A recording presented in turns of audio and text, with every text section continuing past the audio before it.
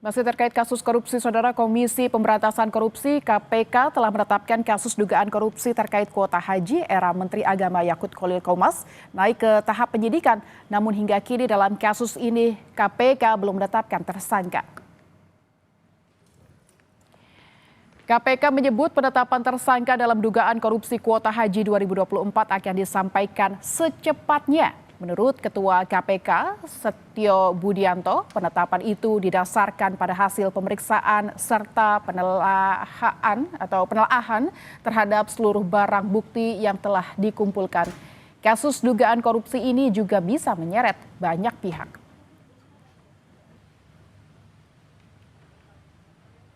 Komisi Pemberantasan Korupsi menemukan adanya dugaan perintangan penyidikan dalam pengusutan kasus korupsi kuota haji. Dalam dialog program Sapa Pagi, juru bicara KPK Budi Prasetyo menyampaikan hal tersebut ditemukan saat proses penggeledahan untuk mencari barang bukti.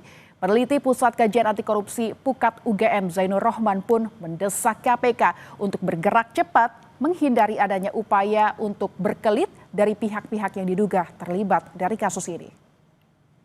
Tentu yang ingin dicari oleh penyidik dalam penggeledahan di rumah Pak Yakut adalah untuk mencari petunjuk dan bukti-bukti. Karena penyidik tentu dalam setiap penggeledahan meyakini adanya petunjuk atau bukti di lokasi tersebut. Nah, selain penggeledahan di rumah Pak Yakut, penyidik juga melakukan penggeledahan di salah satu biro perjalanan haji ya di MT ya yang berlokasi di wilayah Jakarta. Nah, di sini penyidik juga mengamankan beberapa barang bukti. Namun demikian di lapangan penyidik ternyata menghadapi beberapa kendala dan di sini tim langsung melakukan evaluasi dan jika para pihak diduga atau terbukti melakukan upaya-upaya perintangan ataupun halangan dalam proses penyidikan ini tentu penyidik juga tidak segan untuk mempertimbangkan dalam pengenaan pasal 21 atau obstruction of justice. Begitu Mas Mario. Dugaan perintangan dalam bentuk penghilangan barang bukti ditemui oleh teman-teman penyidik saat melakukan penggeledahan di salah satu kantor Biro Perjalanan Haji, begitu Mas Mario. Ya. Apa perintangannya seperti apa? Apakah mungkin saja tidak diberikan izin masuk atau apa misalkan? Di sana ada upaya-upaya penghilangan barang bukti yang dilakukan oleh para pihak tersebut, Mas Mario. Oke. Iya, Mas Mario, ini memang harus gerak cepat ya KPK. Mengapa? Karena kan kalau memberi kesempatan yang lebar, maka pihak-pihak yang tersangkut dengan perkara ini bisa melakukan berbagai upaya untuk melepaskan diri dari jeratan hukum, untuk merintangi penyidikan maupun upaya-upaya lain seperti misalnya mengondisikan saksi-saksi bahkan bisa melarikan diri dan seterusnya. Oleh karena itu memang ini harus segera diikuti dengan penetapan tersangka, Mas Mario. Kenapa demikian? Karena KPK sudah masuk ke tahap penyidikan, artinya KPK sudah pegang dan meyakini ada tindak pidana yang telah terjadi. Telah terjadi satu peristiwa pidana korupsi yang kemudian diikuti oleh tahap penyidikan adalah untuk menetapkan tersangkanya. Nah, kemarin sudah dilakukan pencekalan, kemudian sudah dilakukan penggeledahan. Oleh karena itu yang ditunggu oleh publik berikutnya adalah penetapan tersangka.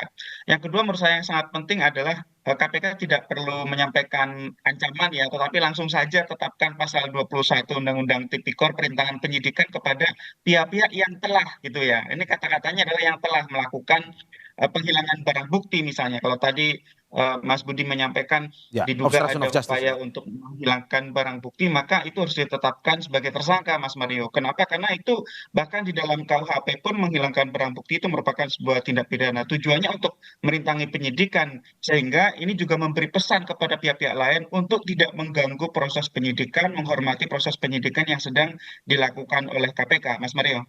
Ini sedang kami pertimbangkan di mana penyidik memang di lapangan betul-betul mengalami adanya kendala tersebut. Tentu nanti akan dipertimbangkan apakah kemudian penyidik akan mengeluarkan pengenaan pasal 21 tersebut, begitu Mas Mario. Oke. Di KPK sudah mulai melihat ataupun melakukan gerak yang lebih cepat dalam kasus korupsi kuota haji ini.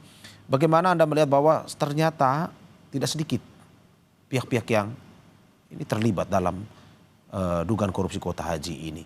Setelah mereka mendapatkan kuota 10.000 alias 50%, Ya, 50%. itu kemudian bagaimana distribusinya? Apakah distribusinya itu didistribusikan dengan normal? Ya, nggak mungkin lah kalau menurut saya itu normal. Kalau dia dapatnya dari beli, maka kemungkinan akan dijual lagi, Mas Mario, Oke, Mas Zainur, kepada Anda mau bilang bahwa yang PHK dapat lain. pemain besar, yang dapat ini pemain besar, tetapi akhirnya dibagi-bagi atau dijual ke pemain-pemain kecil, begitu, seperti itu?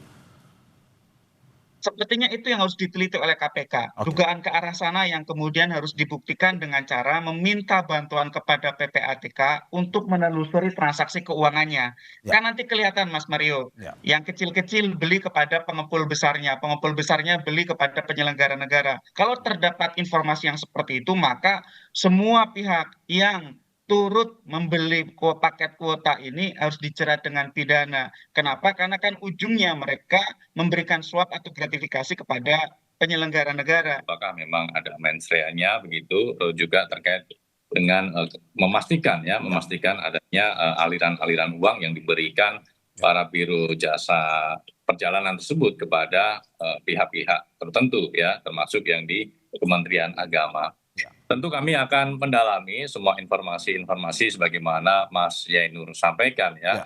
Termasuk Mas Yainur pesan tadi soal bahwa modus seperti ini jamak terjadi, tentu ini juga menjadi concern KPK, terlebih ini di salah satu sektor pelayanan publik, yaitu ibadah haji.